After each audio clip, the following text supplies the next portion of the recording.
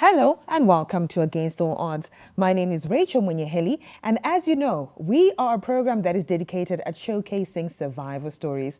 Today's story is about growing up in a very difficult environment, and growing up in that difficult environment, having seen the challenges that she faced as a young person, when she decided that when I'm grown up, I think I should also have a helping hand to help those who grew up in a similar situation that I was in. Joining me today to share her story is Brenda Mutukwa, or Mrs. Mutukwa. She grew up in a very difficult environment. That being said, she also became a teacher, and in the long run, she also saw children who grew up in a similar setting as her. She decided, no, it's time for me to come up with a helping hand. And here to share a story, please welcome Mrs. Brenda Mutukwa. Mrs. Brenda Mutukwa, thank you so much for joining us right here on Against All Odds. Thank you for having me. All right. Mbotanga ne background yenyu kuti yakamira sei? All right. Ndakakura in a family of four, 3 girls and a boy. Takanga tinonyanya kuspesa much, saka takangodunga mitsofunga taisiyana ne 3 to 4 years maybe. So patakakura my father takakura mprasi. My father ndo aisenza, mai vakanga vasingasenzi. Saka futi baba vangu ndo vaiva breadwinner kufamily kwavo, kwakutora vanhu vakawanda vaitotarisirwa kwavari pakasalary kako. As you know kuti salary yemunhu anosenza papurazi inenge sinota sei, inenge isina kunyanya kuwanda. So takakura tiri in life iye yekuti taita zvekutsanzira. Saka tenda age takatodzidziswa kuti takatanga kudzidzira kutengesa madomasi, kutotsiga dishi netswanda muchinotengesa madomasi. We would walk about distance yekutoenda kana kumapurazi, kune mamwe mapurazi ndokatainyanyenda kunonzi kunana Lode uko, kunana Mrs. Mine ndokatainyanyenda tinotengesa madomasi. Ndikatotanga kudzidzira grade 5 ndandogona kushandisa sewing machine, takutosona masheets, maketen and the like. And futi taitoziva kutoti zvekuti Christmas ndogara ndichiudza vana vangu kuti luxury yamunoita kuti mama I want Christmas zvehembe zeChristmas. It was something that we never experienced. Ende mai vedu vangu vakatitraina kuti kana iri Christmas vaipe vana vanenge vachiita showcase, taigara mumba the whole day. Kana tisina kwatatoendawo, kana sekuru vedu hanzvadzi yamai vedu ndiye aizombotitora, ndiyo aizotiendesa Christmas, taigara mumba the whole day, taisabuda, taizotobuda manhera tozoti vana vanenge vapedza kushaina nehembe dzavo. That's how we lived. Ende tikatokura even kuchikoro zvemaluxury zvekuti kuenda kutrip takutongozviziva izvo kune matrip tatisingatomboendi kana kutrip, kana mamwe maprivileges anowanikwa nevana vachikura. We never had much of those because taitozva zvazvakatorema. And even chero my brother ndorangarira ari form 2 akatomboshairwa mari fees akatombogara asingaendi kuchikoro. Ininiwo ndiri form ndaitera form 1 ndorangarira kuti ndakaenda ndine my parents vakakwanisa kuwana mari yefees, vavashaya mari yeuniform. Ndakatenda ndine kauniform kangu apa ndandakareba zvandakaita izvo. Saka uniform kangu kakapfupi kakatokombonorwa mukombero kuti pamwe kangaite sei kangareberera. And ndakatoita 2 weeks ndina kusvika imwe friend yangu yandakasenda uno pachikoro anga ina citrine yake kuchikoro chedu chataidzidza form 3 vaichinja mauniform. Ndobva ndipa 2 mauniforms and since iwe uchigona kusona chinoneta plan. Imwe yacho yange yakabvaruka mashoulders, imwe yange yakabvaruka kumashure. Saka vandandonoti mashoulders amuchapecheke, let me patch kumashure. Apa dzakasiyana mashades to uniform dzacho. Saka you'd find kuti chipechi chaitoita sei chaitooneka kuti apa pane chipechi. But handina kumboita both that nazvo. Ndakatopedza the whole month kusvika vabereki vangu vazonditengera mwedzi wapera ndichitofamba. Ende munoziva zvinoita life, unochiita kamwe kachivindi, so I don't care kekuti no, this is my life. Handina kwandoiwana uniform, ndiyo yandinayo, saka let me go neyoyo. Ende ndotorangara kuti form 3 ndakawanirwa sheti ndikawanirwa. Baba vangu vaipfeka masheti white because vangu vari kuku, vaiwanirwa masheti vaipfeka sheti white. Ndobva vatoti mama yanga iri long sleeve, ndobva vari gura rinozi sheti rarakakura rokuti ndaigara ndakapfeka juzi. Vanhu vakatombofunga kuti mwana wayo she's pregnant, ndaigara ndakapfeka juzi ndichinyara kuti sheti yacho kuti ndisumudze hoko kudai hapwa yese yaita sei yaibva yaoneka. Ende yanga yasee through. Saka you'd ndaitogara ndakapfeka juzi nekuwachwa. Saka ndaitogara ndakapfeka juzi. Vanhu toti mwana wayo anogona ainechi ane nhumbu. Zvino ndakatombosvika pambotorwa nemaladies vachitofunga kuti ndine nhumbu.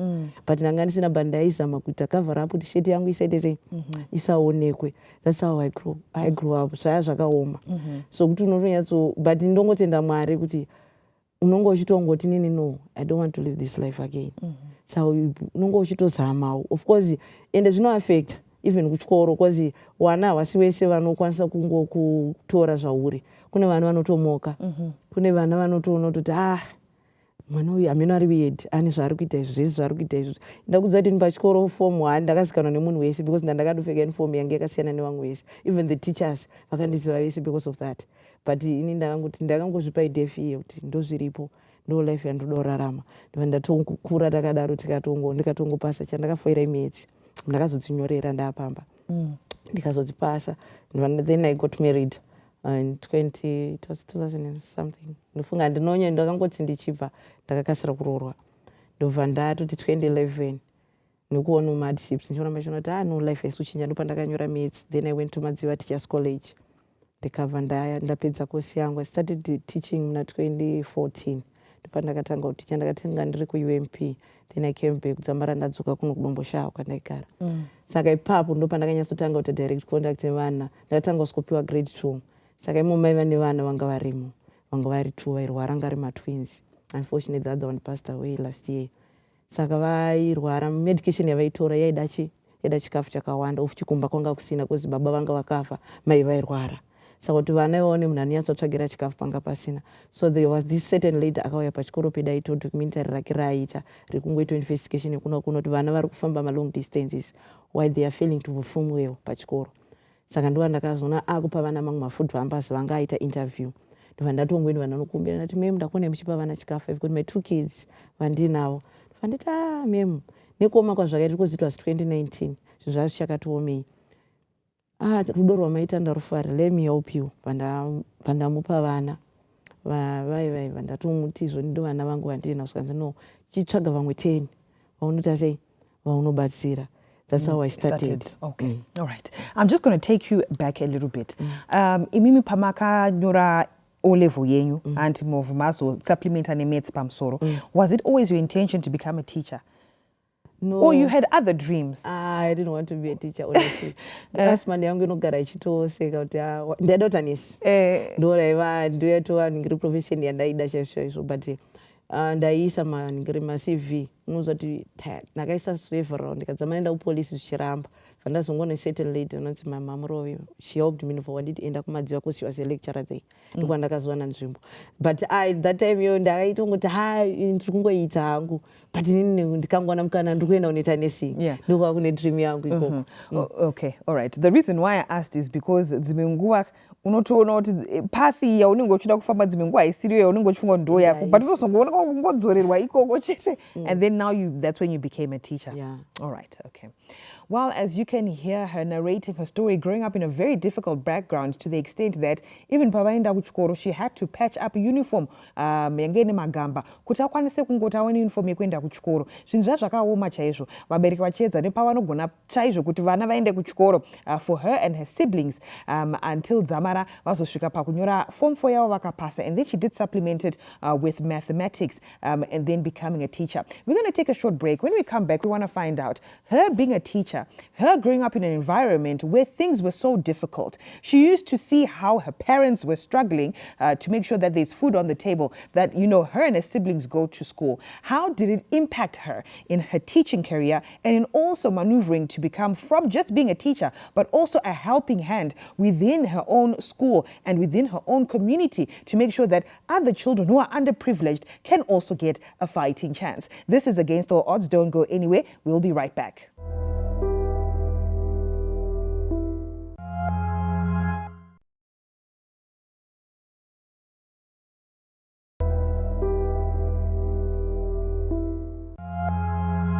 Welcome back to Against All Odds. We continue with our story with Mrs. Mutukwa. Now, Mrs. Mutukwa, just before the break, was narrating of her difficulties and how she grew up, you know, having kudiriza madomasi, kunotengesa madomasi kumisha, kudzidzira kusona, kuti vanotengesa maketeni, mashitsa, vanenge vasona, anything that would actually get them income so that the family could be sustained. Her siblings, her mother, and the father contributing all financially to making sure that the family can be financially sustainable. Now, Mrs. Mutukwa, makura environment yakadai so very difficult sekutsanangura kwamamuchita muchitotaura kuti isusu maprivileges kana zvoti taimbonzi kutrip kana kuti any privilege yawaitoona, it was actually a luxury for you. You barely had the basics, but you survived through it all. Kudzamara maita teacher. Ndabvunza kuti maida kuita teacher here, mukati aiwa ndaida kuita nurse, ndikamboenda kumapurisa but zvairamba. Ndobva razongonzi aiwa chimbonotrai kuita teacher. Maita teacher kudaro, makuona imimi nekudzidzisa kwamamuita vana ku-community kwenyu, muchikoro chamunodzidzisa. Vana mune muchiona muclass, kune vanowana, kune vanotambura. Mobva mataiwa pane vana tu makaona vaitambura chaivo. Mukavabatanidza nevamwe donor here angauya kuzoita documentary aipa chikafu. Kudzamara mane 10 vana vamama kusapota. Let's start off from there. Pakusapota paipai, chinangwa chenyu makatanga mune shungu dzoda kungobatsira 2 nekungoona nemwoyo wenyu ndizvozvo. Saka pamakazosvika pakuzoti vapa 10 zvaifamba sei? Zvinoitika paunoonekera like sema-teachers unotanga kunzwa ndime mutanzwa kuti muri kudai vana. Ndino vana vangu 2 muclass vari kudai. Ndine mwana wangu 1 muclass izvezvi atoni 2 days asiri kudya. Ndaona kunge muri kuvabatsira. Why can't you? Ndomatangira takaita vana varamba vachiita sei, the number ichingoita sei ichiincrease. Ende wotozoona kutoti ava vandandatomboona 2 ava vanenge vatori nani, ava vatori in worse situation yekuti hakutorina mai kumba vari kugara vega. That's how ndokuna kuwanda kwavakatanga kuita sei kwavakatanga kuita vana ivavo. Saka the unfortunate part 2 vana vandakatanga navo matwins 1 airwara. 2019 kwainetsa madoctors we had to go kukaranda. Taenda kukaranda mwana endobva arapwa akabva atozonzi ane chirwere chaanga inacho.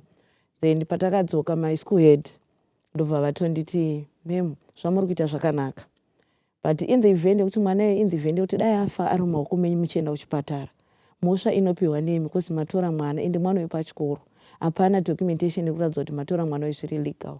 Saka munotoita semunosungwa. Handiti why can't you find mapapers anodikanwa kana mukaenda kusocial way mutanga chinhu chiri registered kuti zvinhu zvisaite sei zvisazokunetsai mangwana. That's how I started mubva muna 2019. Zvino mapaperwork inonetsa because ine vanhu vakawanda vanofanira kuapprova kubvira kumavillage heads, headmen, ivo maschool heads, vanhu vari mucommunity kusvika dzamara tasvika kusocial welfare. Saka it took me from 2019 to 2023 kuti ndizovhurisa PVO rangu. But PVO mune muchireva tichi private voluntary organization. Okay. Iyo is just an organization yokuti you are volunteering to help the kids pasina anything that you want to benefit. Saka that's how we started. Then it was 2021 ndopandakariwana PVO with the help of my brother vanonzi Mr. Bote nevamwe macolleagues because PVO hauiregister uri wega. You have to have about 7 board members. Saka ndova ndinoshanda navo tiripo 8 tichiongobatsirana. So from 2021 to 2023, 2024, it was zvakarema because that lady akangoti 2019 akabva adzokera kwaakapedza documentary yake. Saka kuti uchamira zvasingaite vana vanga vatojaira kuzoti tinowana something kuna mimi tinobhadharwa mafees tinotengerwa mauniforms. I continued nevamwe vangu saka taingoti no, let's do my subscriptions. Tichingoti monthly subscription takatanga icha $20. Ndokubva taona $20 is not enough. Vana vanoda kutengerwa mauniform, vanoda kubhadharwa fees, vanoda chikafu tonoti haichakwani. Let's move on kuiti tiinde $50. But unfortunately muna 2022 zvinhu zvakaoma especially kwandiri. Vandatonoti I cannot, ndopatakamboita kanenge kabreak. But vana vakaramba vachitouya kumba zvoti ndaitoziva kuti mwana akatouya kumba inzara. Ndotongotora mupfuwo mumba chaari kuda chindoita sei ndongotoenda munoita sei munobika. The last year that's how pandakazotanga kuti no, I need to reestablish this. Tonyatsochita zvinhu tibatsire vana. Then we had to start again kutsvaga vana. Vamwe tarisatoziva kuti vakaenda kupi, vamwe vaitonzwanzi akatongoregedza chikoro and the like. Saka I started again kutsvaga vana vaivai with the help of teachers. Saka basically izvezvi tinoshandisa 2 schools, Zimbiro primary neDomboshawa primary. Ndoya tinoshandisa, ndo vana vatiri kudhila navo. But vamwe vana vacho takatoenda mudzimba tichinovatora vanga vasiri kuenda kuchikoro. Ndovatakanyoti no, tinoda vana vagara vakagara. Then tozobatanidza nevari pachikoro but vari underprivileged, vari maorphans vari kushaya. That's how we started. Oh, very interesting. Kuti ndo matangira akazvaita. Imi mato teacher makutongoona kuti aiwa muclass menyu ndo pazvakatangira nevana vamaiona kuti vari kutotambura. Izvezvi zvamagena momentum a little bit sezvo kumakatangidza futi. Mumacommunities amuri namely muri kuDomboshawa ndokwamuri. Chinonyanya kuitika kuti pazosvika papoint yekuti munoona kuti uyu mwana uyu kwa situation yaari haina kumira mushe. Because mumwe mwana anogona kuuya kuchikoro but kumba hamusi kuziva kuti kumba kwakamira sei. Munozosvika sei pakuzoona kuti even mwana aripo pachikoro but even kumba hazvina kumira mushe. All right. Kazhinji as a teacher patakatichwa ku-teaching ku-teachers college vanokutichai kuti teacher has to be observant. Pane paunotoona mwana kuti mwana uyu there's something wrong. Mwana uyu ane potential kekugona but there's something chiri kumupula down. Saka unotora mwana woita one on one. Tiudze chichiri kuitika kumba utotanga mwana akutanga utase akutanga kunareta. Utonza kuti kudza kuti mem izvo zvikumbata tobva atina kutya. Mem gogo vari kurwara that stuff. Saka ndo zvakava zvatozova ndazotaura nematichers angu kuti ndiri kukumbirwa mumboita investigation yekuita one on one nemwana. Muchinzwa kanova muri kuona kuti mwana there's something because kune mwana anongogona kuti muclass all the time anenge akanyarara. Kusvika zuva ripera anogona kutaura one word. Kutoona kuti ukakusi kunyara kwekuti mwana akanyara but mwana ari troubled. Ari kufunga nhamo dzekumba kuti ndauya kunochikoro ndasiya kumba kusina kana pekutangira. What am I supposed to do? Ndichaita sei? Saka unoona kuti mwana performance yake yakuita sei? Yakutodzikira pane zvaanga achita sei? Zvaanenge achita. Saka last year I think muna October ndakati no vanova mandipa list up. I want to verify kuti sure zvavari kutaura ndechokwadi. Ndakaita anonzi home visits kuvana vese most of them. Takatanga tine vana 25 last year. Takaita home visits handidi kunyemberai. 3/4 home visits vana ivavo. My colleague ndakaenda naye second day pandakatanga home visit. Akangoenda paseri pemotikari yake akachema. Aona situation yanga iripo papo. Moza pane pekuti unosvika makuseni wotoona kuti hapana plan yekuratidza kuti pada kusukwa ndiro dzekuratidza kuti padyiwa nesuro. Hapana plan yekuti pada kubikwa nekuti hapatorina chekubika. That's the situation dzinenge kurarama vana. Saka ipapo ndo pandakatoona kuti no matter what I have to do something. No matter what because vanava ndaizvinzwisisa because I've been there. Kurara nenzara ndokunzwisisa. Kuenda kuchikoro usina bhuku usina pen ndozvinzwisisa. Kuenda kuchikoro usina uniform ndozvinzwisisa because I've been there. Saka ndatoti no, I cannot izvika izvi. Ndoda kutoti vana vasararama life yandakararama. I have to change this. That's how I started. All right. Narrating a story, as you can hear, not an easy thing to hear. Sometimes we take certain things for granted. You might be eating at home. You might be finding yourself sleeping at night with no worries, or maybe little to no worries, let's just say. But there are children who are actually going to bed without anything. Children who go to school without knowing what the future holds for them. And this is where she's coming in, saying that because she grew up in that particular background, she has seen the troubles of how it feels like kurara nenzara. And now as a teacher, she sees it within her own community. When we come back from the break, we want to find out what are some of the challenges that she is facing right now. Remember, she does have an organization, but it's all voluntary. And she says she even takes it from her own pocket to make sure that it's sustainable. When we come back from the break, we're going to find out some of the challenges that she's facing and how she's overcoming them. This is Against All Odds. We'll be right back.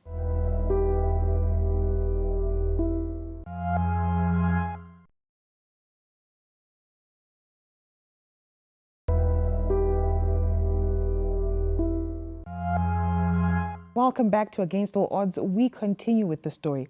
Now, Mam Chitaura just before kuti imimi sa teacher munotozoona kuti mwana uyu kunyarara kwaakaita it's not because kuti akangonyarara pane zviri kumunetsa. And then mukatozoita point yekuti makati ngandifambe door to door kudzimba dzevana ndichiona situation yayo yakamira sei. The interesting thing is that impa makaregister organization yenyu, it's a voluntary organization, auntie. And with this voluntary organization, you're not expecting anything in return. Kuda kungokubatsira from the bottom of your heart. Ma challenges amunosangana nawo ndeapi iwayo and uyezve munomakunda sei? Right, my challenges that tinonyanyosangana nawo is most of them it's financially. Because zvinhu zvakawanda zvese zviri kuda vana mabasic needs acho atiri kufanira kuva offer anoda mari. Ndochekutanga ndo major challenge. But takazongoti no as a group redu ratinaro iroro racho takangoti no tichaita ma-subscriptions iwayo $50 per month pamunhu tiri about 7 vanhu vanocontribute and I'd like to thank those guys. Vari kumbomira tiri kumira. So panyaya yekuti tikwanise kuti titi mwana wega door to door tivape chikafu grocery atikwanise. So we started a feeding program. We started the last term yekuti tinobikira vana 1 meal per day. 1 meal per day kazhinji basically hatina zvikwanisiro zvakawanda. Tinobikira vana chikafu sadza. Vanoridya basically kuma 1 or 2. Tinoitira kuti time iyo at least chero akanotadza kudya kumba anenge awana chikafu chino sadza iro rinomusustain kusvika mangwana.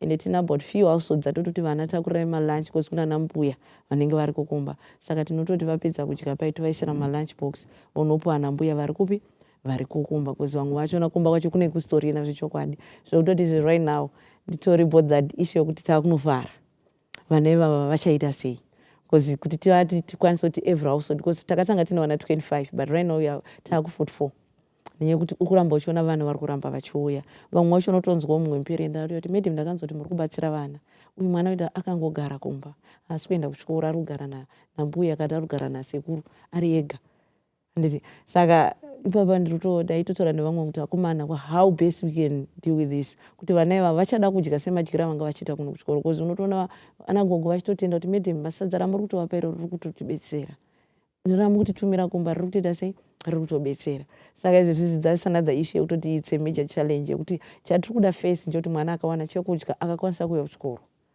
ndo zvimwe zvese zvinozotera mberi tine vamwe vanotine about 2 vatori crippled vari kuto izvo right now vatona mawheelchair vanotoita kubereka kumusana ivavo vatoendi kuchikoro mumwe wano wacho andopfeka mapamba zvokutoti sometimes tinotomashaya mapamba ndakatozoita zvekuenda kubhero ndikatsvaga those t-shirts ndikati chimabvarirai ma-t-shirts iwayo moita sei mopota muchimuchinja kana tisina madiapers motongoita sei moshandisa ma-t-shirts iwayo right now ndo vanotousa ende mumwe wacho naye unotoona kuti ane capability yekuti anokwanisa kutaura but because hatina zvikwanisiro zvokuti mwana iye aendeswe kumatherapy yekuti akwanise kuita sei kuita maexercise kuti anogona kuita 1 or 2 things because vana ivo kana kutoilet havatoendi vanototaura kupfekedzwa madiapers that's another challenge yatiri kusangana nayo tiri kuona kuti basa ramunobata ibasa guru chairo. And, you know, the thing is that you're doing it from the goodness of your heart. It's not like you have so much to give. But sekutaura kwamambotaura kuti dzimwe nguva mwana anotouya asina kana chekudya wototi mem motoya pambo mem ndiri kukumbirawo hatina chekudya mototora hupfu huri mumba motopa mwana and it's out of the goodness of your own heart. Vamwe vanhu vangati pamwe pane zvaari kugaina here is there maybe pane financial gain iripo here financial gain kana kuti muri kutongoitira netsitsi dzamune muchinzwa. Financial gain to be honest patorina because it's something chandakangoona nekuti inini I've been there in that situation avatona even if you would come to my place I just live an ordinary house it was just a 2-roomed house and I don't even have a car. I'm just an ordinary person. I'm just a teacher and my colleagues vatotongoita navo vachona ivava they are just civil servants saka zvepersonal gain apatorina because we are there kuti tinoda kungobatsira vana kuti vabve musituation iyo vangoraramawo same standard life ikuraramiwa nevana kuti mwana angoita fit in into the society fit in into the schooling curriculum setup asaite feel out of place. That's the main idea and ndechida kungoti titese titebhat zvemagains and apatorina because the little that we are getting tiri kutobva tatoita kuti vana vakwanise kudya vana vakwanise kuya kuchikoro. Then kune mumwe munhu ari kuteerera izvezvi ari kufunga kuti ndine chido chekuda kubatsira asi anenge achifunga kuti but mari yacho handina. You know, sometimes people want to help but when they hear kuti but there are 44 kids that need assistance, you know, there are different households that needs assistance. Inini handina mari inosvika kuti vana unosvika 44 vandinogona kubatsira kashoma kandinako ikako zvitongorina ndikakachengeta ndingatonyara kuti ndisvika ndikavabatsira neanything kana kuti even kapeki kebeans kandinako ikako anenge achitofunga kuti ndingazoshora munhu kuti ndamunzira peki rebeans. Imi kana muchitarisira kubatsirwa pane sarudzo here yamunoti izvi ndo zvatinotaura kuti izvi hatitore? Aiwa isusu kwatiri that little thing yo it goes a long way. Beans roro mukandipa mumwe akandipawo beans tikatoribatanidza takutobika saka isu hatina chatinoti we want big we want small. Munhu as long atopa nemwoyo wese atopa. Tikadzokera mubhaibheri mune nyaya yekuti mukadzi uyo akauya akasikopa akasonza naJesu uyu apa that little man iyeye ndiye atoblesswa because apa nemwoyo wese saka it comes back kuti munhu ari kupa nemwoyo wese here kana kuti saka nyaya yekuti zvakawanda zvishoma isusu we just accept what we've been given because totoziva kuti izvozvozvo zvine mwana wazviri kutobatsira chero tikatadza kubatsira vese but totoziva kuti pane mwana achatochinjiswa life yake because of that donation yanenge yapiwa iyoyo. And then chishuviro chenyu out of all this, what is your biggest wish in terms of, you know, you helping these children in these communities?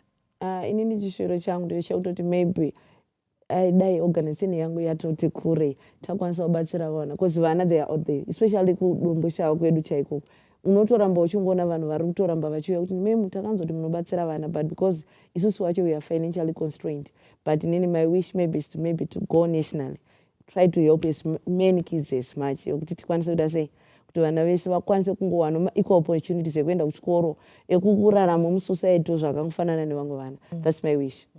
well already makuita basa guru zvishoma zvacho zvamuri kuita izvozvo, and your survival story is based on imimi kukura kwamakaita makaona kutambura kwamaita imimi nemasiblings enyu nevabereki venyu vachida kuita make sure kuti zvenyu mungokwanisa kuenda kuchikoro, mungokwanisa kuve mune chamunodya, mobva matora zvamakakura nazvo zvamakadzidza nazvo, mobva mati aiwa rega ndichiitwo zvandinokwanisa nezvishoma zvandinazvo. That is your survival story, taking your own pain, your own challenges, and also taking it back to the community where you are now and saying that I need to make a difference. Even if the difference is small, it's actually big. Maybe someone pane munhu anogona kukubatsira, vanogona kukubata ipapi. Right, vanondibata for phone number dzangu 0773 825 697.